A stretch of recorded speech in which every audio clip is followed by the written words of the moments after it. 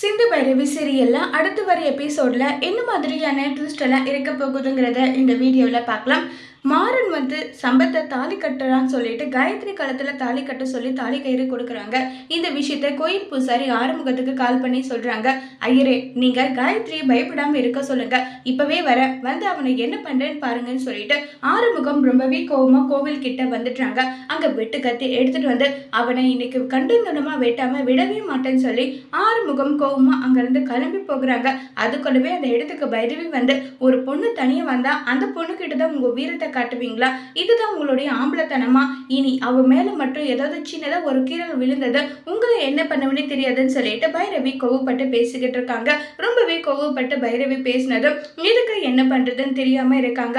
என்னடி எங்களை அடிக்கிறியான்னு சொல்லிட்டு கீழே அடிக்க வர உடனே அந்த இடத்துல ரொம்பவே கோவமா சஞ்சய் என்னடா பைரவி அடிக்கிறியான்னு சொல்லிட்டு உங்களை பாருடா என்ன பண்றேன்னு சொல்லி போலீஸ் ஸ்டேஷனுக்கு பிடிச்சிட்டு போயிடுறாங்க. இங்க பாருமா காயத்ரி, இதுக்கெல்லாம் நீ அழுதுட்டெல்லாம் இருக்கக்கூடாது, இது எல்லாத்துக்கும் நீ தைரியமா தான் இருக்கணும்னு நல்லா சொல்லி ரொம்பவே சந்தோஷமா பேசிக்கிட்டு இருக்காங்க. இப்போ அடுத்த ட்ராக்கா நம்ம சிவாவை காட்டுறாங்க. சிவாவை மீட் பண்றதுக்காக சிந்து வந்திருக்காங்க.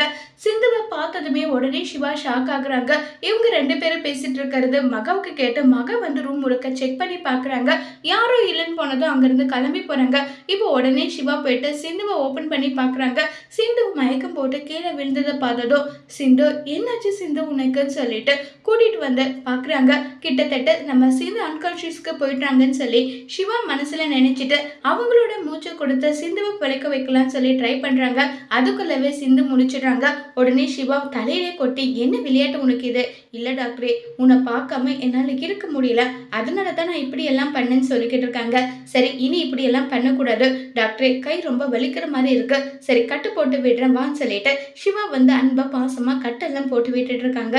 இதை நினைச்சு சிந்து ரொம்பவே சந்தோஷப்படுறாங்க. அடுத்த ட்ராக்கா சிட்டுவோட வீட்டுல வட்டிக்கு பணம் வாங்கினவங்க வீடை ஜப்தி பண்றேன்னு சொல்லிட்டு பொருள் எல்லாம் தூக்கி போட்டு கீழே உடைச்சிட்டு இருக்காங்க. அந்த இடத்துக்கு ஸ்னேகா சிட்டு எனக்கு தங்கச்சி மாதிரி உங்களை என்னுடைய அப்பா அம்மாவா பாக்குறேன், வாங்க போகலாம்னு சொல்லிட்டு அவங்களுக்கு 5 லட்ச ரூபாய் பணத்தை கொடுத்து சிட்டுக்கிட்ட எல்லாம் நல்ல பேர் வாங்கிட்டு இருக்காங்க.